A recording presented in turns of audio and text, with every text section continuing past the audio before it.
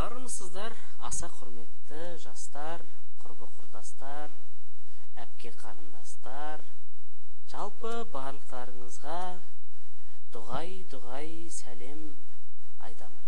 Бүгін біз өткен сабақтарды сәл-пәл жалғастырамыз.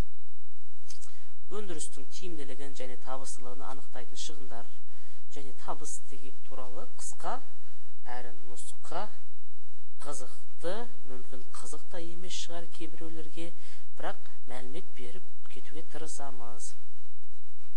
Енді біз білуіміз керек, өнім өндірісінде бір данаға шыққан шығындарды білу үшін орташа шығындар есептелінеді. Енді орташа деген сөз түсінікті ғой, енді біз әрбір қазақ орташа десе білеміз ғой. Енді біз өткен сабақтардағы тұрақты шығындары болсын, өзгермелі шығындар, жалпы шығындар болсын, барлығының орташа мөлшерін табуға болады екен.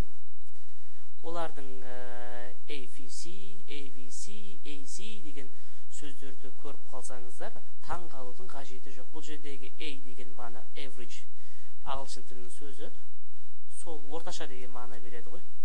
Average fixed costs деген сияқты, average variable costs деген сияқты нәрселер. Енді формуласы қандай? Біз жалпы тұрақты шығындарды егер сол өндірілген өнім көлеміне бөлетін болсақ, онда орташасын табады екенбіз. Сол өзгермелі шығындарды дәл солай, және де жалпы шығындарда да орташасын тапқыңыз келсе, сіз бүкіл кеткен шығындарды бүкіл өндірілген өнімге бөлетін болсаңыз, сонда сіз орташа шығындарды табады екенсіз. Орташа жалпы шығындарды біз білуіміз қажет. Қалай тұрғыларынан? Егер де тауардың бағасы, P деген price, орташа шығындардан кем болса, онда фирма шығынға қалады екен. Ал егер біздің бағамыз, тауардың бағасы орташа шығындардан артық болса, фирма әр тауардан осы айырмашылық көлемінде пайда алады екен. Ал егер біздің баға орташа шығындарға тең болса, онда фирма нөлдік жағдайда болады, пайда да алмайды, шығынға да қалмайды екен. Аса құрметті жолдастар. Фирманың басты мақсаты не деп ойлайсыздар? Әрине, ол пайда. Пайда және де пайда. Яғни фирманың басты мақсаты, бұл кәсіпкердің негізгі мүддесі не деген тесттерде көп келеді, ол пайда табу. Бәріміз сол пайданы көздегеннен бизнес ашамыз. Сол үшін де әрбір қазақ пайданы көздегеннен бизнесмен болғысы келеді екен.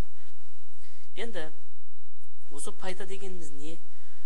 Ол дегеніміз табыс пен шығынның айырмасы. Ал табыс дегеніміз не? Табыс дегеніміз сатқан өнімнен түскен түсім. Шығындарға сәйкес табыстардың да бірнеше түрлері болады. Ол бағанағы жалпы табыс және де орташа табыс. Жалпы табыс дегеніміз бағана көрдік, price-ті бағаны, Q деген quantity көлем, тауардың бағасын өндірілген тауар көлеміне көбейтсек, біздің жалпы табысын түседі екен. Бұл жалпы табысымызды Q-ға бөлетін болса, онда орташа табыс табылады екен. Орташа табысымыз біздің бағаға тең болады екен, прайсқа деп біз білуіміз қажет. Жалпы осы енді бүгінше осы презентацияның электронды нұсқалары сіздерге керек болса, осы сілтемелерден таба аласыздар. Сіздерге көп рахмет. Сау болыңыздар.